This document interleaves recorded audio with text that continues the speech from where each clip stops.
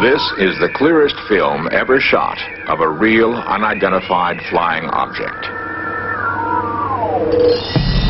68,000 UFO reports have been filed in this country alone. Skeptics, however, pose an important question. If flying saucers are so common, why haven't we captured one? In a remote New Mexico desert, researchers have discovered a startling answer to that question.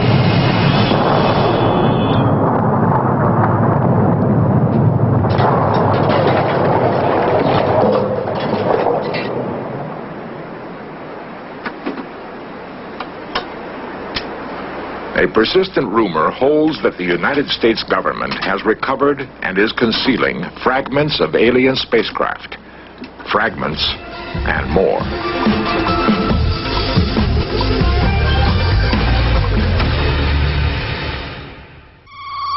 Charges of a UFO cover-up began almost with the first famous flying saucer sightings in late June 1947. It's curious. These reports seem to center around areas where atom bombs and rockets were tested. Were alien forces keeping watch on the new weapons we savages had invented? The flying discs became the Pentagon's nightmare. Seemingly, our fastest jets could never come close to their incredible speeds and right-angle turns. UFOs were said to be able to shut down guided missiles by remote control. The Air Force organized Project Blue Book to officially investigate UFOs. Since its termination in 1969, Blue Book has been alternately praised and damned. Well, the Air Force position is that we investigated UFOs for 22 years, over 12,000 sightings. Colonel Don Burgrave, U.S. Air Force. About 95% of all the UFOs were explainable. They were weather phenomenon, they were balloons, they were airplanes, they were lightning.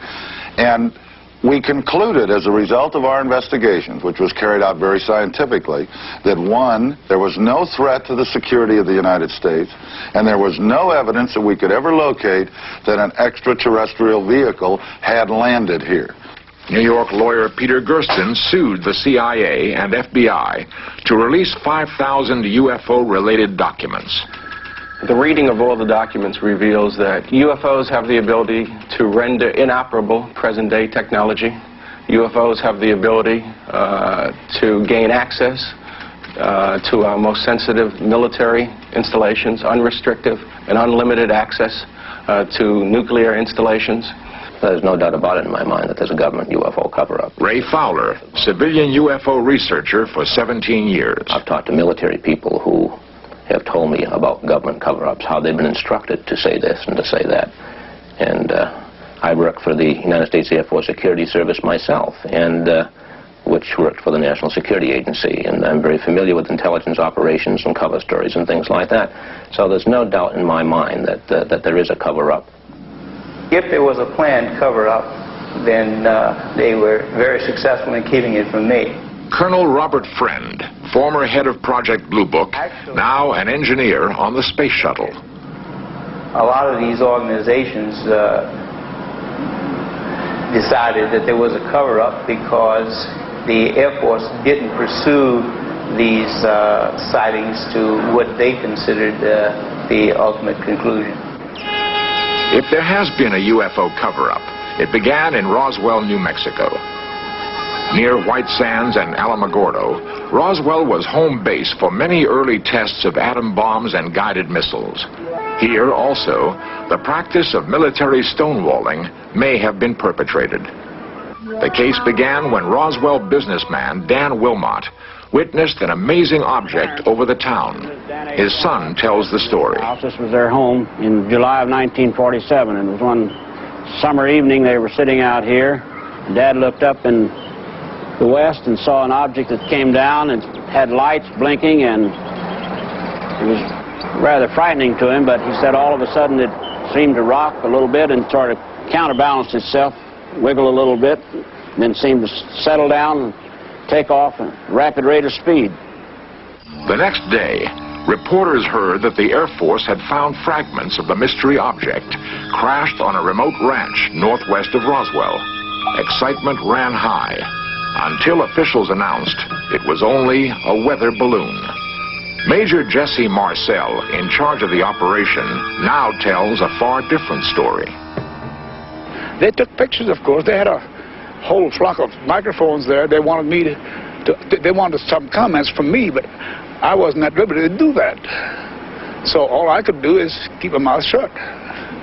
And General Ramey is the one who discussed or told the newspapers, I mean the newsmen, what it was and to forget about it. It was nothing more than a weather observation balloon. Of course, which we both knew differently. Major Marcel had to keep silent because of his strategic position at that time. He was in charge of all security and intelligence on atomic tests in the United States and the Pacific. Marcel retraced his secret recovery operation across the hot New Mexico desert. We left Roswell perhaps around 3:30 or 4 o'clock in the afternoon. As you can see, it's flat. It is very difficult. In fact, with just verbal directions, we never would have found it. We had to follow the rancher out there. The crash site was so remote, it took an entire day to drive there. The following morning, we went out to the site where the crash was. And what I saw, I couldn't believe. There was so much of it. It was scattered over such a vast area. So we proceeded to pick up as much of the debris as we could, loaded in the wagon. We filled that up. It took us a good part of the day to do that, because there were such small fragments that we had to do a lot of picking. We found a piece of metal about 1.5 feet to 2 feet wide and about 2 or 3 feet long. Felt like you had nothing in your hands. It wasn't any thicker than the foil out of a pack of cigarettes. But the thing about that got me is that you couldn't even bend it, you couldn't dead it. Even with a sledgehammer would bounce off of it. So I knew that I had never seen anything like that before. And as of now, I don't know what it was. There is new evidence that the FBI then got into the case with a different cover story. Lawyer Peter Gersten, searching through declassified government documents, came across a mention of the Roswell case. One of those documents related to an incident in Roswell, New Mexico, which indicated that the object which had crashed was an experimental kite. The FBI investigated the incident and determined that it was terrestrial, that it was from an organization which had been doing research in experimental kites. What did crash in this desert? A UFO? A weather balloon? A radar-reflecting kite? It was not anything from this earth that I'm quite sure of. Because being an intelligence officer, I was familiar with just about all materials used in aircraft and our air travel. This is nothing like that. It could not be. It could not have been.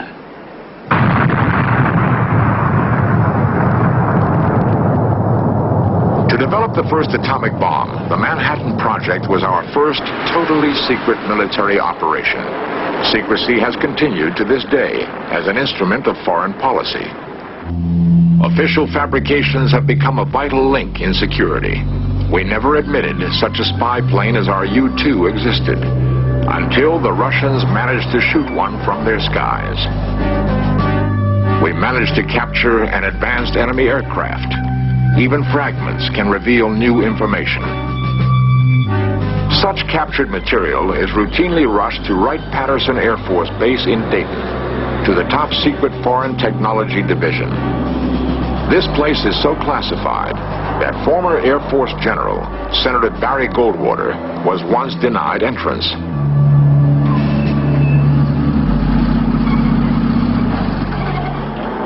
For 30 years, rumors have spread about Wright-Patterson Air Force Base. According to the stories, the U.S. government is concealing under top security flying saucers from another world and alien bodies cryogenically suspended in huge freezers. Such rumors could be easily dismissed, except that UFO researchers have gathered information leaked from military sources, sources who claim to have seen the craft and the bodies. The stories and rumors all mention a mysterious Hangar 18 as the ultimate repository. in search of cameras were the first allowed to photograph inside this hangar. Is it possible that here in Hangar 18, highly secret activities once took place? What evidence of a cover-up might we hope to find?